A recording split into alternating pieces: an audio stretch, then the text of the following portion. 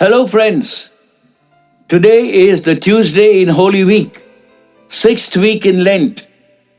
We shall reflect on the Gospel of John, chapter 13, verses 21 to 38. Judas Iscariot, the traitor, is well portrayed in the Gospels of yesterday, today, and tomorrow. Imagine Jesus now reclining with his apostles, preparing himself for the meal of the Passover that was later to be called the Last Supper. He breaks the silence, saying that he is troubled in spirit. Truly, truly, I say to you, one of you is going to betray me. Judas was chosen by Jesus as an apostle, even put in charge of the money bag of the apostles, a finance minister, so to say.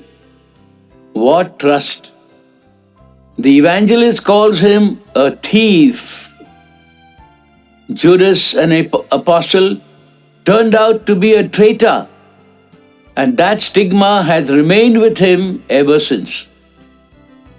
He sold Jesus to the Sanhedrin of the temple for mere 30 pieces of silver.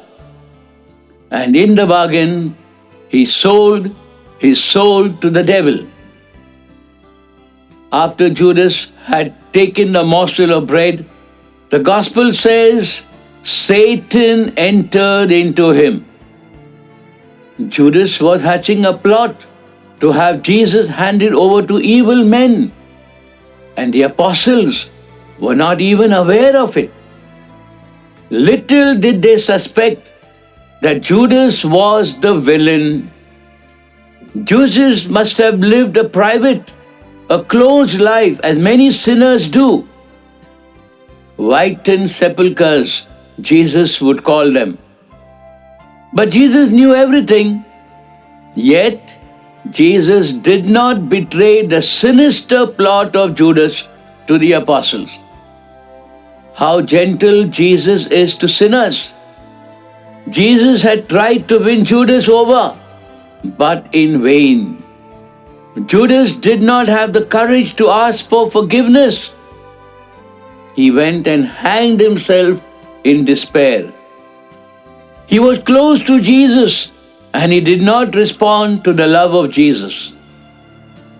How strong is your idea of being a disciple, a genuine follower of Jesus?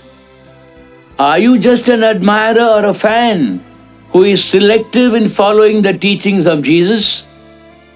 Where is your commitment to Jesus?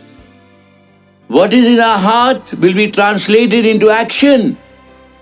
How many disciples of Jesus today are betraying Christ for money, fame, worldly glory? Where will they finally go? Judas the traitor partook of the Eucharistic bread and wine.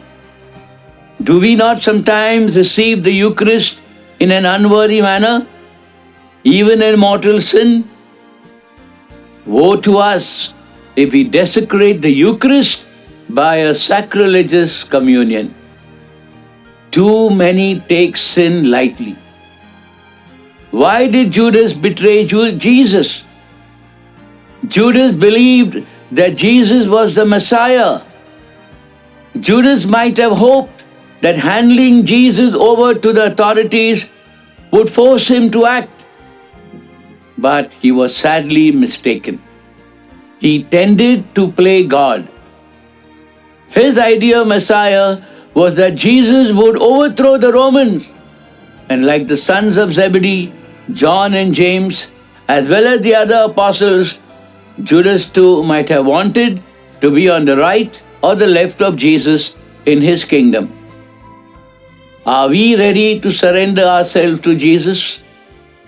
Do we not try to dictate to God what He should do, instead of saying, "Thy will be done on earth as it is in heaven"? The Gospel points also to some good points of fidelity that we cannot ignore in this sad story of betrayal. John, the beloved disciple, was leaning against Jesus. Peter is ready to lay down his life for Jesus. But alas, he too will deny Jesus 3 times. But unlike Judas, Peter will repent.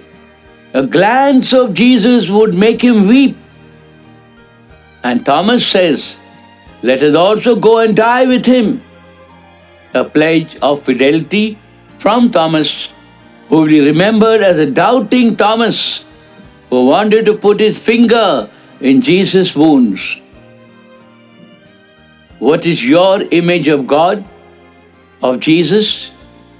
You might feel you have been let down. Sickness, death might have overwhelmed you.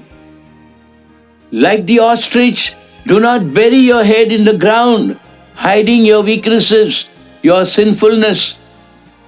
Be like the prodigal son and run into the arms of the Lord. He is waiting to embrace you.